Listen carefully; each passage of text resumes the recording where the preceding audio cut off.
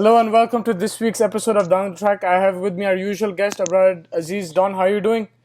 Good, good. How are you? I'm doing well. Just finished watching the India West Indies series, which finished off yesterday. A convincing win for India.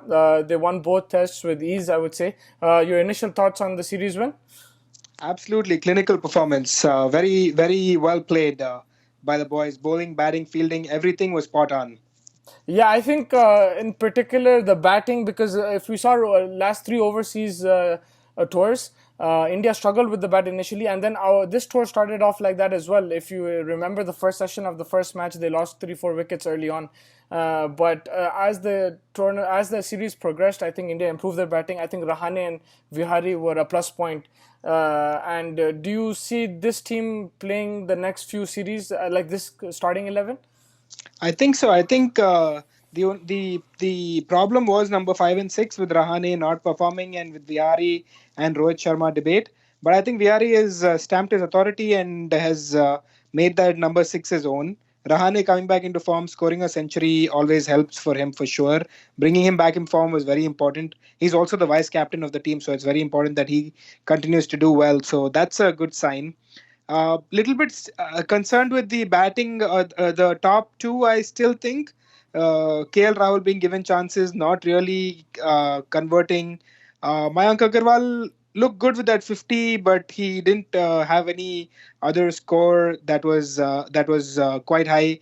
And I think that number 1 and 2 is a little concerning, maybe, but I think they'll give them a little bit more chance, little bit more time to kind of. Uh, uh, Perform and see if they can kind of cement that position. I have a question. So for the next series, like Agarwal, I would also give him a long run because he performed well in Australia as well. He got a 15 West Indies, but yeah, like you said, he wasn't consistent enough. But I have a question about Rohit Sharma. Would you see him opening the batting in Test matches, or is that just uh, too far of a thing to see in the future? I honestly I don't think so. I think with the way Virat Kohli is going, I don't think he's going to change and try Rohit Sharma up there because it's simple. Like I think we discussed this even the last podcast that uh, Rohit Sharma has 1 or 2 years of Test cricket left in him. He doesn't have too much time.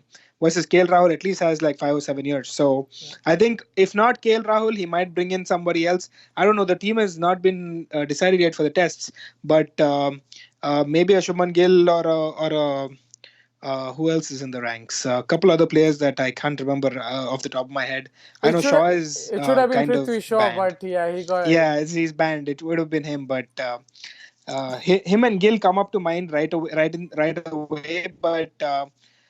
I think they'll still go with KL Rahul and Agarwal. I think maybe one more series for them to kind of stamp their authority. If not, then they'll look for other options. I think. Yeah, and like for the first time, because we talked about a lot of chopping and changing for India under Kohli's captaincy, but for the first time we saw like Rahane given a chance. He was back properly despite his poor form in the recent past. But and would you like to see that with the other batsmen? And even if Vihari doesn't perform, for example, in the future, would you back him for at least a year? I think Vihari has done enough to give him a extended period, extended run in the team, uh, and I think the others should be given some time as well. It's important that Test cricket's not easy, as we all know already, Yeah. but they need to be given enough time and enough opportunity before other people are looked into. But I think this is a very solid team that we have going in. Our bowlers look solid. Our batting looks good. So I think we should stick to this team for the next year or two so that we have a consistent team going into the Test Championship if we make it that far as that Yeah. is, of course. It's a very good start to the Test Championship, and one of the Yeah. main reasons was Jasprit Bumrah. He cleaned up West Indies in almost every innings. He took a 6-4 in this Test match. Brilliant bowling. There's one thing I don't know if you noticed. He's developed an outswinger, so now it's even more difficult to pick him, and which is a very good thing if from an Indian point of view, because that means he's developing his game. He's not satisfied with what he has, and he's coming up with things which makes him even more lethal to face when it comes to the red ball. So your thoughts on Bumrah and his spell? Incredible. I mean, to see someone like go leaps and bounds in their career so quickly is quite heartwarming to see. Like he's always working hard. He's always like even his Instagram handle, his Twitter handle is all about only working out and looking forward for the next game. And he's so committed. He's so focused. It's so amazing to see like a fast bowler do that, and he's being rewarded with for his hard work. Like he's being like, I mean, okay, West Indies is not the most lethal batting order, but to clean them up like that for six fours in the second Test match. I think he got a 5 for in the first as well, Yeah. in the second innings. So he's doing amazing. It's very very heartwarming to see, and he's being backed by Ishant Sharma and Mohammad Shami, which is also very nice to see. And Jaddu is in there taking a couple of wickets. He's in there, so I think our bowling is looking solid. We should be really proud of what we've created. Yeah. And one thing, just a small thing, I think kudos to the BCCI to manage his workload. I think they've done a good job so far. I'm hoping they continue to do that so that he has a prolonged career, and that is what we need from him. I was coming to that point because I think he's rested again for the South Africa T20 series, and so would you like to see him like play more Test matches, get rested for these one days and Tests, but then when the T20 World Cup approaches, then come back into to the team. So would you like to see him, according to the situation and the magnitude of the event, play him in that situation? Would you like to see that Absolutely, he's our number one bowler without a shadow of a doubt. So for all three formats? absolutely, absolutely. He's along with Virat, I think the only person who's in all three formats a consistent name for our team. Maybe Punt now with Dhoni. I don't know what's happening with him, but maybe Punt. But I think Virat and Bumrah the only two names that is 100% over there, like for all three formats. Yeah. They build the other 9 players around these two, obviously, Yeah. which is good to see. One solid batsman, one solid bowler, and we are building the team around these people. So it's nice. So I think, yeah, play him for more tests, play him for more, maybe a couple of one days, but definitely give him about 7 to 9 T20 matches before the T20 World Cup, so that he is kind of in the right frame of mind for the T20s as well. Yeah, I agree with that. And word on Ishant Sharma, he's aging, but he's just getting better with every Test match. And now he's proving to be an all-rounder as well. Like it was a solid 50. He grinded it out. He gave Vihari app support, and he allowed him to get to a century as well. 50, and then his bowling. I think I read a stat somewhere that his average was even better than Bumrah's in the last, like up till the last Test. I'm sure Bumrah's thing increased after, but his Test average over the last year has been incredible. He's picking up wickets, like you said. He's supporting him and Shami are both supporting Bumrah, but he's just on another level now, and it seems that focusing on Test matches has become like it's helped him improve as a bowler, and the fact he's not playing IPL and he's not playing one days and stuff. I am so happy for Ishant Sharma. I think if anybody, I think he deserves to be where he's at right now. He's in a good place, I think, and he's bowling well. The county stint must have done him real good. Yeah. I think that's helped. And I read somewhere, I think on Twitter or somewhere, I think BCCI needs to send some of the younger bowlers for a county stint as well, like the likes of who are kind of knocking on the doors, the likes of Khalil, Saini. And these guys who are not getting an extended run in the team should be sent for county stints for like 2 or 3 months, because they'll learn so much more over there and they'll come back better bowlers. So I think there's a learning for us to take from how Ishant Sharma has kind of shaped his career, and doing well in the Delhi, doing for the Delhi Capitals, and then and now in this Test series is just very very happy to see him. I was of the opinion that we had seen the best of Ishant Sharma behind us, especially in that 2008 tournament. It's an unforgettable tournament for me. When he went and kind of made Australian batsmen look ordinary. I always bring it up in almost every one of our podcasts. Yeah. I just love the way that Ishant Sharma bowled. So very happy to see him where he's at right now. And the way they're managing his workload, and because he's a tall, lanky guy, injuries could happen to him as well. But it just seems that he's now become satisfied with what his abilities are, and he's bowling smart now more than anything. Instead of like putting so much effort and stuff, he's bowling smart. He knows which areas to hit, and it's allowing him to play more Test matches, because I don't think we would have expected him to play in 2019 like the leading Test bowler. Ishant Sharma, I don't think we expected that, but you see another good couple of years coming from him. I think so. I think he has 2 years. I think till the next Test tournament, at least the Test Championship. I think we have a top three for them at least, unless of some injuries, of course. But yeah, I think he's managing himself well. Uh, some solid workout for him in this Test match, in this Test series. Now he has a few days to rest before he comes back for the South African series. It'll be interesting to see.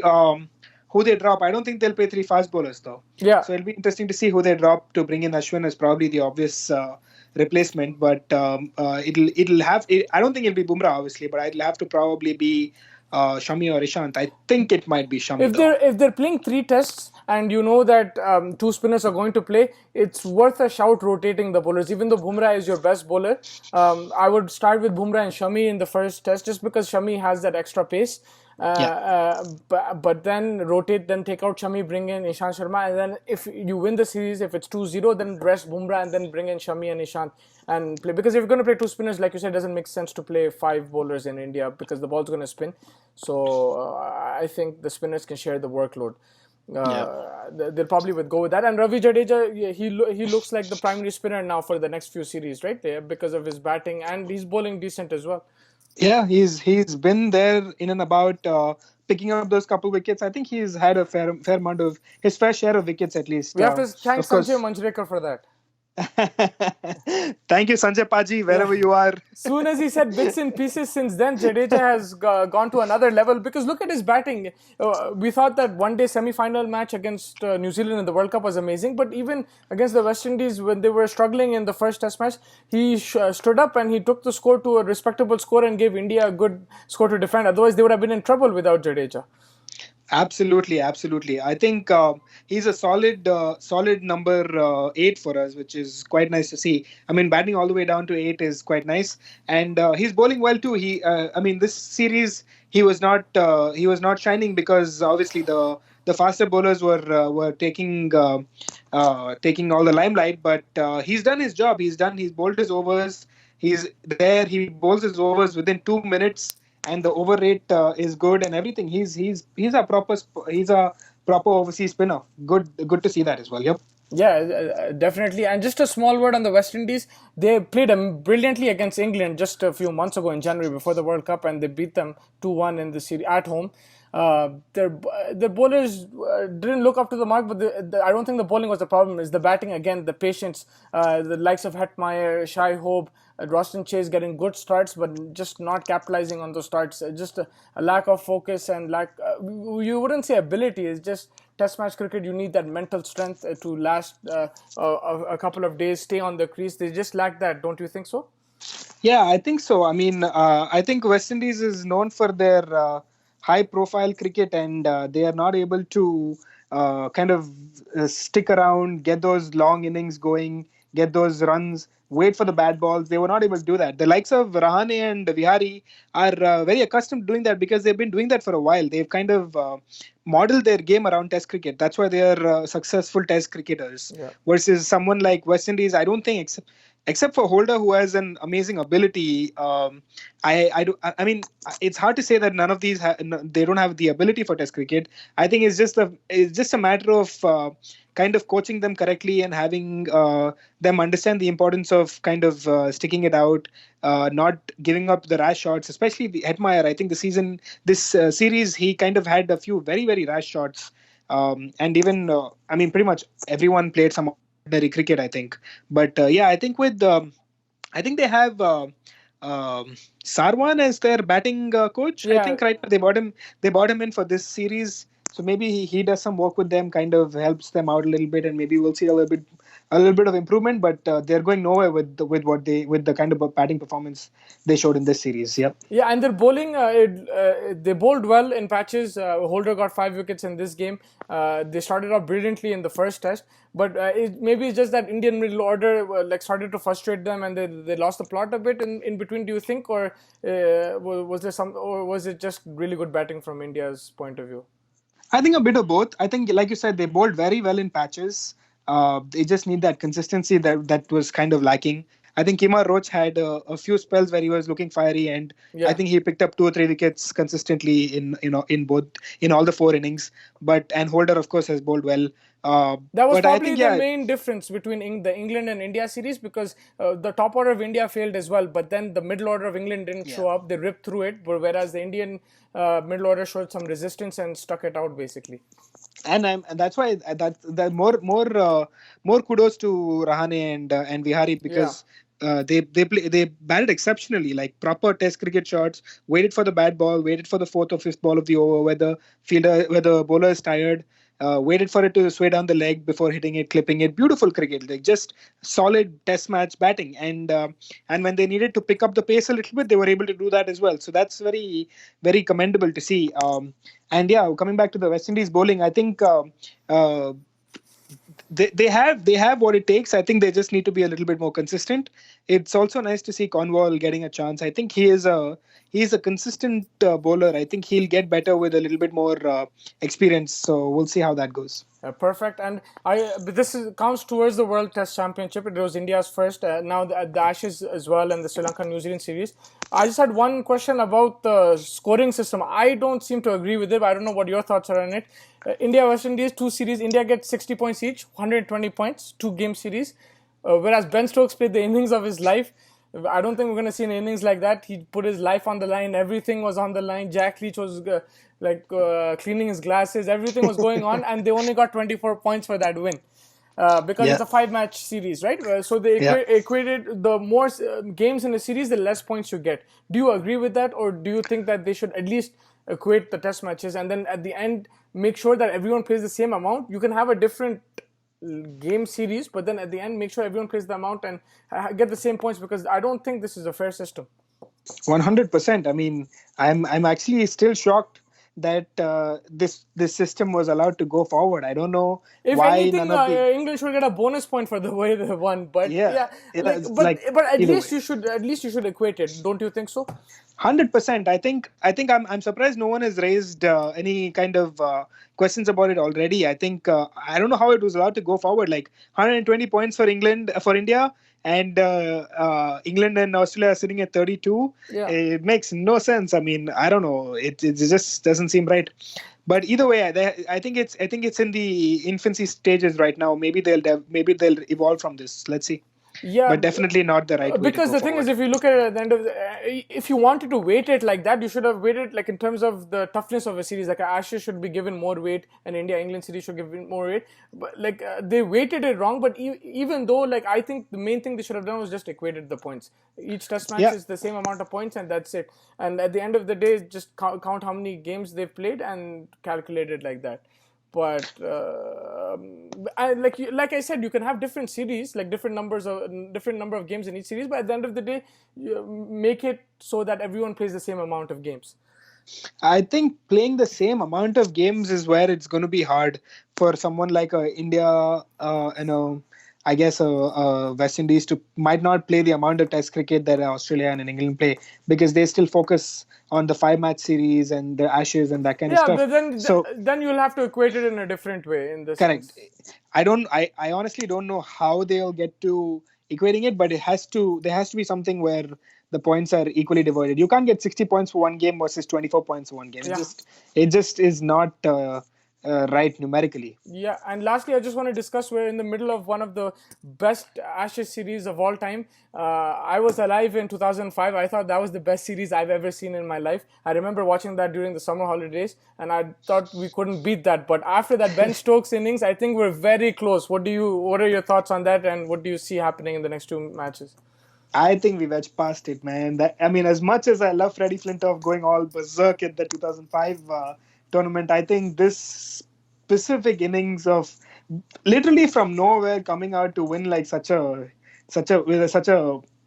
huge margin, huge target in front of him, to be able to come through and win that with only Jack Leach and his glasses left. Yeah. It's crazy. It was. I think we've almost edged past it, and then there's more drama to come, I think. Uh, I'm very very excited Yeah, to see. who do you think is going to edge this at the end? Remember, a draw in the series and Australia win. Is Australia wins it? Yeah, England have to win by either they win the next two games or they win one and draw one. They can't afford to lose. right, Whereas right. Australia can afford to lose the next one. I think with Steve Smith coming back, I still think Australia has a slight edge. But and I think Mitchell Stark is also back in the 12. They surprisingly dropped Usman Khwaja of the 12, which is interesting. But Yeah, I think they I should mean, have gone for. They should have replaced him with Marcus Harris at the top, but they gave Marcus Harris an extended run and yeah, dropped Usman Khwaja. Even though Khwaja did have a horrid time, but I yeah. think they could have opened with him and because Labuschagne, you can't take him out now after that No, performance in the obviously, last game. yeah.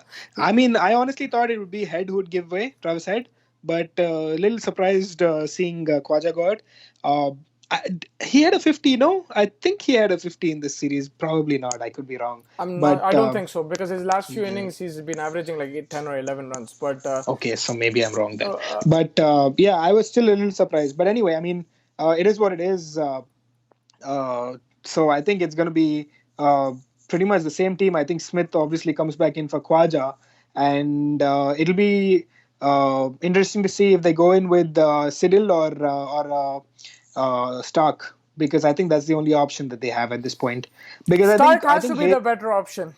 yeah, I think Hazelwood and Cummins have kind of cemented their Because spot. let me ask you this question: if the same situation, same game situation, Stark might have not taken wickets at the top, but with one wicket to spare, Leach facing, you need to give Stark one or two balls. That's it. He would have cleaned them up.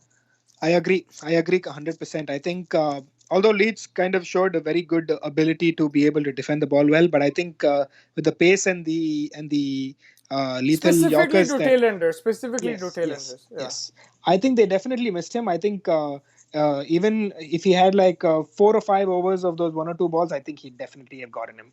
Especially those lethal Yorkers, which you can't even see them coming at you, and they suddenly just like hit your front foot or something, and it's like LBW or something. But yeah, Yeah. yeah, definitely. I think Stark over Siddle, and Siddle be your 12th man. I think everyone else kind of is the same team. Yeah, I think yeah. So For definitely England, Stark. there was one strange thing which I noticed. They got 67 all out in the first innings, but they decided to just shuffle the order, not drop any batsmen, but instead drop Wokes for Overton in the bowling department. That's kind of strange. So Jason Roy is having a torrid series. Instead of getting dropped, he's been demoted to number 4, so he's still going to Four. be batting there. Your thoughts on that? Don't you think they should have focused more on the batting than instead of, because yes, Wokes wasn't at his best in the last Test match, but that could also be fatigue. He probably got some good rest now in between matches, but he's been playing since the World Cup, right? So Overton might be a good choice, but don't you think they should have done something in the batting? I think so. I'm actually a little surprised. I thought they would have definitely replaced Roy, because I think he's had single digit scores in all these innings from the beginning of the series, I think. But yeah, I'm actually very surprised. But let's see how it goes. I think they are depending on Superman Stokes to come through again. I think they're not worried I about don't know how he's going that to do angle. this again. I don't know how he's going to do it again because, I saw an innings very similar to this, Kusal Pereira against South Africa in Yeah, January. I would rate that a bit higher because Pereira was playing away from home. He was playing against, yeah. again, it was high quality bowling. You can't say the Australian bowling was way better. Like you had Rabada and South yeah, African. Yep. you had good, and you're playing away from home. Right. The only difference I would say is that Stokes had more pressure, a bigger crowd, more people watching. Ashes were on the line. But you could say that, like in terms of circumstances, Stokes was probably feeling more pressure. But in terms of innings, it's very difficult to put that Kusal Pereira innings away because it was unbelievable as well. It's just Yeah, a the lot of drama. people. I guess it's the drama because I honestly forgot it because as soon as I saw the Stokes innings, I'm like, this is the best innings I've seen. But then when I went back and I remembered the Kusal Pereira innings, I'm like, yeah, there have been a couple of innings in the recent times which have been amazing. But this has to be up there considering the circumstances, considering you're playing Australia, the banter going on, the sledging going on, to mentally just focus, say screw you to everybody, and just because he's reverse sweeping, he's sweeping Hazelwood for 6. Hazelwood took 6 wickets. He's sweeping it. And one more thing, I think this rates higher than his World Cup innings, not because of Test or World Cup, but just everyone was on the outer ring, right? Like everyone was on the boundary. Sorry, you had like everyone except for slip, bowler, and keeper, and he was clearing it. Yeah, clearing it consistently. I think he had a good eight sixes or something. I think Yeah. if I'm not wrong. But yeah, I mean, Kusal Pereira innings was almost up there, but like you said, circumstances and pressure wise, I think Stokes had a little bit more to play for. Uh, I mean, I'm not taking anything away from Kusal Pereira. Great innings there as well, but someone who is completely disregarding it again in front of Stokes is something that I don't agree with. I think both the innings are very very close. Yeah, It's very the hard for only me to reason rate which I'm is putting higher. Perez up there just slightly was because Sri Lanka, first of all, they were Yeah, completely the minnows. Pakistan, India both went to South Africa just before them and lost. yeah, And they won a series away from yeah, home. And on South African pitches are very tough. Remember, Kohli was the only guy who got a century for India, and you're yeah. chasing 300 once again. So that's the only. If you look at it just basically on cricketing wise, but then if you add the drama, emotions, Ashes on the line, you can make an argument for Stokes as well. But for me, that was the reason basically for Pereira. Yeah, I think so. I think it's very hard to rate it. Let both of them Yeah. have their fair share of great batting. So, yeah, coming back to the Ashes, I think I'm very interested to see how this one turns out. I think with Steve Smith coming back and with Stark maybe making that 11, I think Australia have the edge. Although don't write out like I said, Superman Stokes. Yeah, and win the toss, bat first. Old Trafford pitch, you might see a bit of pace, and then it might slow down as the thing progresses, as the match progresses. Yeah, I think so. I think winning the toss, batting first is always a good idea, considering, uh, uh, especially for Australia. I think because Lyon can on day five pitches kind of spin it up a little bit, and the Old Trafford pitch kind of slows down quite significantly. I think from what I remember of day 4 and 5, so the spinning can come into play over there. Um, not saying that Jack Leach will not spin it Yeah, as well, but yeah, I think so. I think win the toss, bat first, uh, little bit less pressure going into the fourth innings. I think so. Yeah, definitely win the toss, bat first. and give me your prediction for this test match. Uh, tough one. Australia to win There's it. some rain in some rain forecasted as well. I think on Friday. Yeah, yeah. But I think with the way test matches have been going, I Yeah, think you that don't need if we have 5 days. yeah, if we have four good days, I think we're good You're still. going for Australia. I'm going for England just because you said Australia. I think Ben Stokes to have another crazy game. Jofra Archer to get Smith's wicket this time before he knocked him out, but I think he's going to knock his stump out this time. I'm really excited to see that duel again. I think So then I'm saying Stokes to get two single digit scores and Archer not to get any wickets. yeah, let's see how that pans out. But yeah, I'm going for England. You go for Australia, and we'll meet after the series, after the test match, Game. Yeah, and we'll predict the fifth test match as well. We'll I'll analyze. be here. All right, take care. Thank you so much for joining me, and thank you for watching this video. And hope to see you guys soon. Take care.